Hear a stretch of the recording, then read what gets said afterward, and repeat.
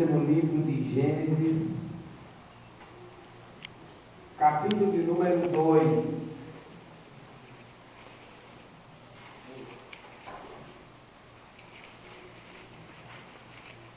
Glória a Deus. Versículo de número 26. Quem achou, diga amém. Oh, desculpe, irmãos. Gênesis capítulo 1, versículo 26.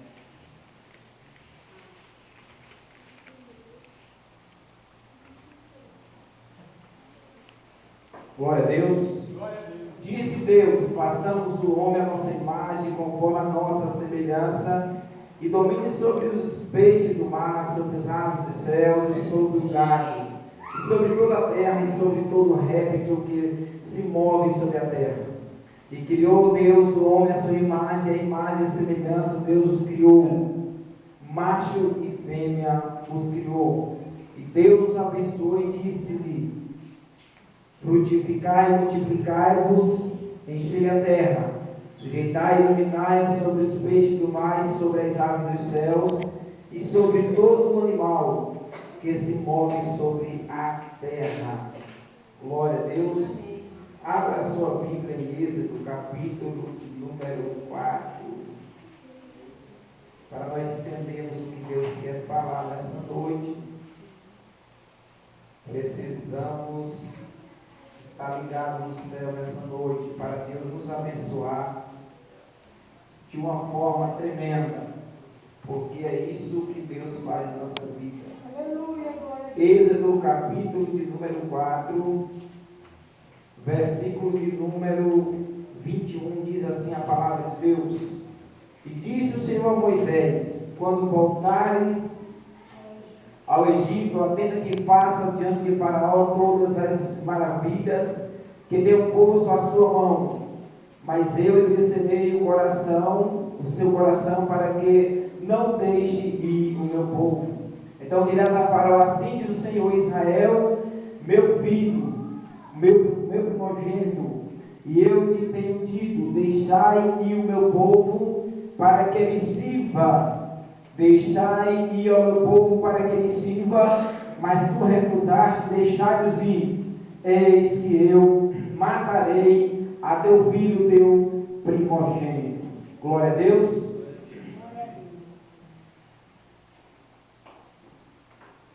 Glória a Deus.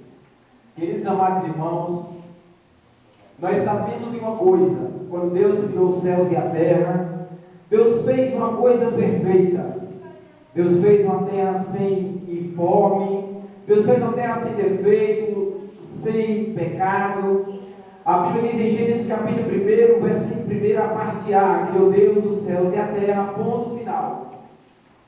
A terra que existiu antes da nova criação era a terra aonde diz em Isaías capítulo 14, Ezequiel capítulo 28, é a terra onde o próprio Lúcifer regia o coral, porque a palavra Lúcifer significa a estrela da manhã, o alva da manhã. E ele daqui de baixo regia o coral celeste, que adorava a Deus na sua plenitude, na sua santidade. Todos os dias ele regia o coral com o instrumento, e assim eles adoravam a Deus. Mas um dia, na rebelião do seu coração, na rebeldia e na desvirtude que ele sentiu, querer ser igual a Deus, ele disse que ia subir nas alturas e ia colocar o seu trono semelhante ao de Deus, semelhante ao Altíssimo. E Deus o precipitou, e na mesma hora a Bíblia diz que o próprio Jesus testifica e disse que viu quando Satanás caía como um relâmpago. A Bíblia diz que a terra ficou um caos, toda a terra ficou um caos. E a Bíblia diz em Gênesis capítulo 1, a parte A, B em diante, que criou Deus o céu e a terra. Já era outra terra que Deus estava criando. E em vez de os anjos habitar na terra, em vez da terra ser uma plenitude de rubis, de pedras preciosas, pedras enfogueadas, Deus criou uma terra diferente. Deus criou uma terra com animais, com seres viventes. Deus criou terra seca, Deus criou o mar, Deus criou as estrelas, o sol e a lua. Deus começa a fazer uma nova criação diferente. que ele tinha feito antes.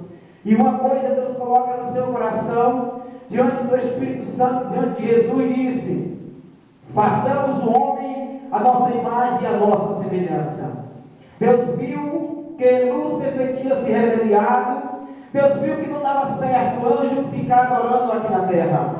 Deus planeja fazer um novo adorador, mas agora é diferente. Um homem feito do pó, feito da terra. A Bíblia diz que Deus criou um homem. Criar significa uma coisa que não existia. Fazer um homem é uma coisa. Quando Deus disse: façamos o homem a nossa imagem, a nossa semelhança, no capítulo 1, versículo 26, é porque ele precisava fazer o homem de algo que existia, para que o homem, quando fosse exaltado por ele, dado poder sobre ele, o homem lembrasse que foi feito de uma matéria-prima chamada o barro, e soubesse que um dia ele teria que voltar para ele. Em Gênesis capítulo 1, versículo 27, Deus já fala diferente. Deus criou o homem à sua imagem, à sua semelhança. Porque fazer é do barro, agora criar é de algo que não existia. Deus cria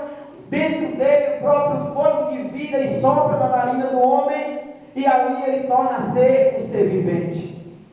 Deus cria o homem, Deus cria Adão, também cria Eva, para que pudesse adorar na sua plenitude.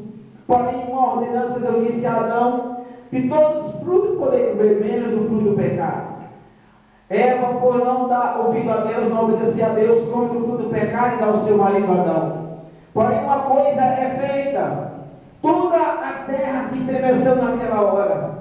A visão espiritual de Eva e de Adão tinha caído. O próprio Deus vai visitar ele se esconde da presença de Deus. A única hora que a gente não está bem, a única hora que a gente não tem desejo de louvar, de adorar e de buscar a presença de Deus, é quando nós se sentimos em pecado. É quando nós se sentimos fracos, falhos diante de Deus. É a hora que nós pensamos que Deus não vai ouvir e não vai receber o nosso louvor e nem a nossa adoração. Mas se você chegou aqui nessa noite dessa forma, eu te digo nessa noite que o Deus que perdoa o pecado, o Deus que transforma vidas, Ele está aqui nessa noite. E se você chegou aqui triste, angustiado, sem poder adorar, Ele vai te fortalecer nessa noite e você vai adorar Ele, e o teu louvor vai romper barreiras que está no céu e vai chegar no trono de Deus, e Deus vai responder a tua oração nesta noite. Quem pode dizer aleluia, levante a mão e diga glória a Deus. E depois de Deus ter criado o homem ia ser um adorador de Deus, mesmo depois da queda. Mas a Bíblia diz em Êxodo capítulo 4 que o homem estava escravizado. Os egípcios agora estavam escravizando os adoradores de Deus, o povo de Israel. Deus levanta Moisés no meio do deserto e diz para ele que vai libertar o seu povo, que está na mão do egípcio, na escravidão, na mão de Faraó.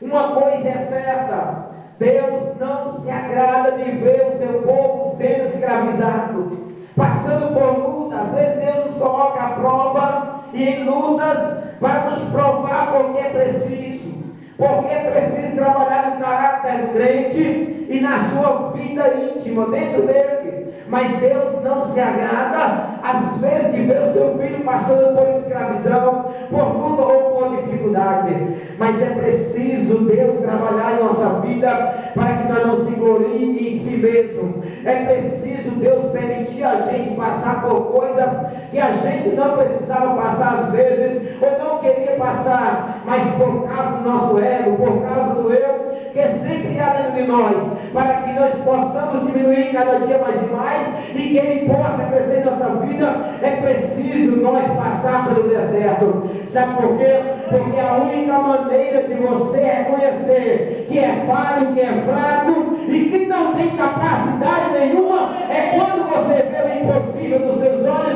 e diz: eu não vou superar, eu não vou passar pela prova, eu não vou passar pelo deserto.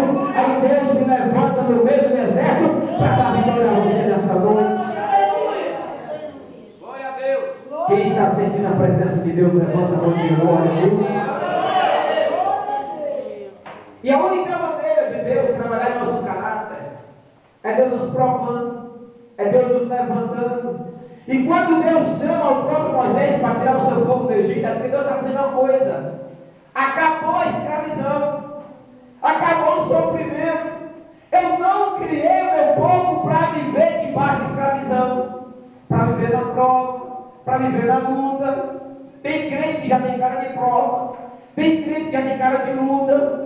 Todo culto pega oração, todo culto fala da prova, fala da luta, fala da dificuldade. O semblante dele é de luta, de fracassado, de derrotado. Ei, meu irmão, a Bíblia diz que até quando for jejuar, não demonstra o teu semblante de tristeza, para que nós saiba que está passando pelo período de jejum. Quanto mais na luta ou na prova, se você está passando pela prova, faça igual a Jó, rasga as vestes espiritual, se curva diante de Deus e diga: bendito seja o nome do Senhor para sempre. Não demonstra para ninguém, sabe por quê? O teu semblante não tira você da prova, a tua cara feia de triste não vai tirar você da prova. Quem vai tirar você da prova é o teu Deus que conhece o teu coração. Mas tem crente que já tem cara de tristeza. Como é que você está, irmão? Estou na prova, irmão, estou passando. Como é que você está, irmão? Estou na luta, irmão, passando a luta. Ei, entra no teu quarto e fala o teu problema para o teu Deus. Entra na tua casa e fala o teu problema para o teu Deus, porque Ele conhece o teu coração. E há momentos em nossa vida que nós temos que passar por isso. Mas para tudo há um fim. O povo foi escravizado no Egito, sofrendo no Egito. Mas quando Deus levanta Moisés, disse: é chegado o tempo da adoração no deserto. Sabe o que Deus está falando para você nessa noite? Você pode estar passando a luta, você pode ter passado a prova, mas se nesta noite Deus disser que a prova acabou, a prova não vai existir mais, a luta não vai existir mais, mas é tempo de Deus te abençoar, de dar uma bênção que você precisa e glorificar o nome dele na tua vida. Se você crê, dê glória ao nome dele, que ele merece.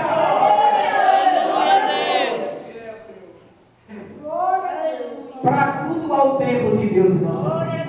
Aleluia. Quando Deus mandou Moisés tirar o povo do Egito, Faraó endureceu o coração, Deus mesmo endureceu o coração dele.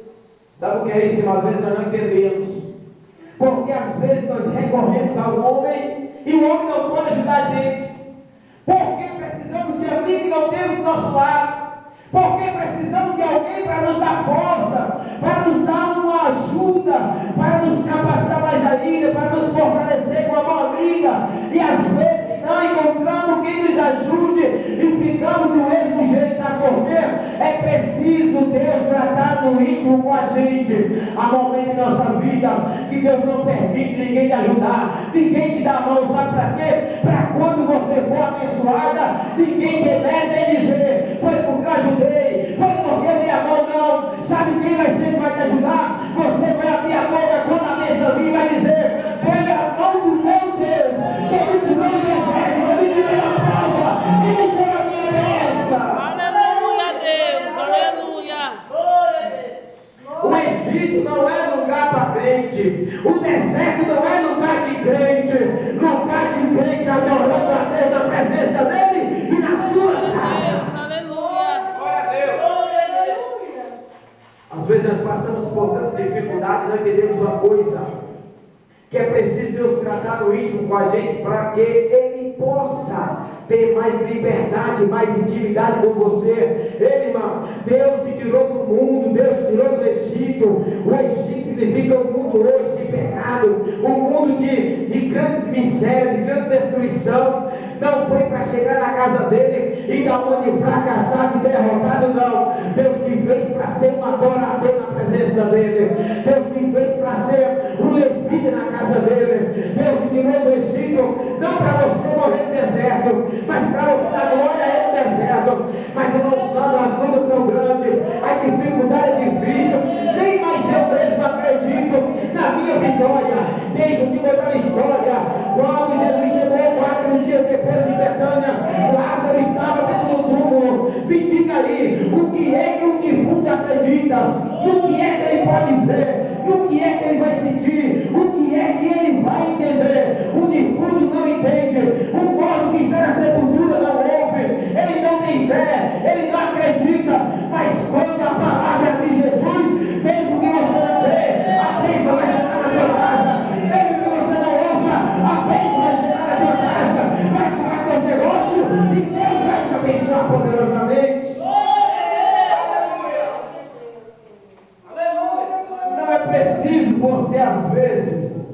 entender o que Deus tem na tua vida.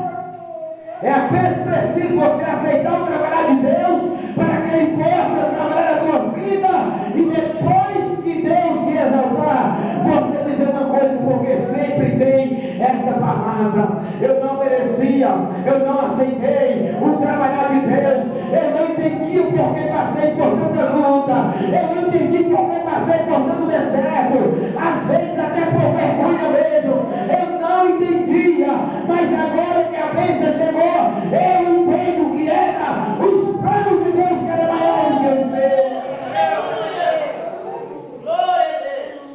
Quem crê, diga glória a Deus nessa noite.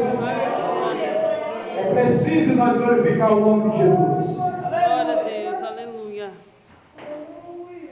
Quando o povo sai do Egito, primeira coisa que eles acreditaram: acabou o sofrimento, acabou a luta, acabou as provas.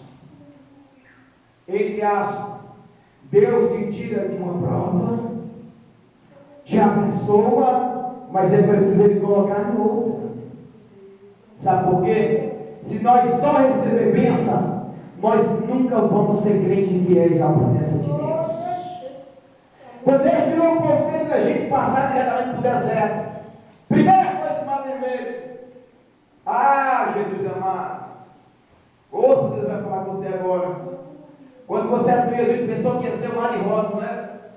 Quando você aceitou Jesus, você pensou que tudo agora ia ser bonança, que tudo ia dar certo, tudo ia correr bem, que você ia ser muito abençoado do dia para a noite, porque saiu do Egito, não estava sendo escravizado do pecado, mas você saiu da terra do pecado e da escravidão do homem. Agora, quando você estava no pecado, na escravidão do mundo, você passava pela prova e não recebia a bênção. Mas agora que você aceitou Jesus, é tempo de Deus te provar, para te aprovar na presença dEle e te abençoar poderosamente. Sabe para que Ele te coloca na prova às vezes? Para sentir mais a presença dEle. Tem crente que na bênção não sente a presença de Deus, não lembra de orar, não lembra de buscar. Aí Deus tira ele do Egito e coloca ele no deserto, para que ele aprenda que ele foi feito para ser um adorador na presença de Deus. Há momentos em nossa vida que a gente passamos por coisas, por luta, dificuldade, mas se esquecemos de adorar o nome daquele que vive e reina para sempre. Se Deus estava na casa dando a palavra, eu falei: o que é que nos impede a sentir a presença de Deus? Os israelitas mesmo no deserto, eles adoravam a Deus. Eles passavam pela dificuldade adorando a Deus no deserto, mesmo na terra do Egito, mas eles adoravam a Deus e clamavam de dia e de noite pelo libertador.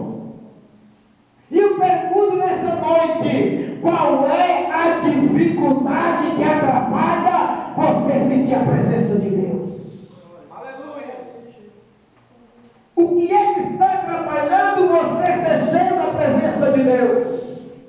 O que é que está te incomodando nesta noite, que não está deixando você sentir a presença de Deus?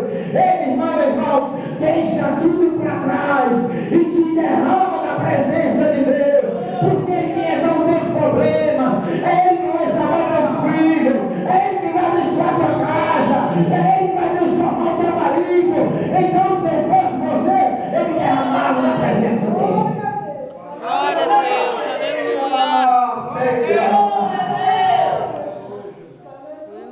Não há nada mais precioso do que a presença de Deus. Mas enquanto estou passando pelo deserto, meu irmão, é melhor você passar o deserto com Deus do que viver no mundo sem Deus. É melhor você atravessar o deserto com Deus do que viver pecando e adorando a Satanás. É melhor passar o deserto dando glória a Deus e aleluia, porque depois do deserto vem a bonança, depois do deserto vem a bênção, depois do deserto vem a vitória para a tua vida. Quem crê, diga glória a Deus. Mas nós estamos nos últimos dias. Nos últimos dias, a qual o amor de muitos se esfriaria. cômodo, ele se esfriar.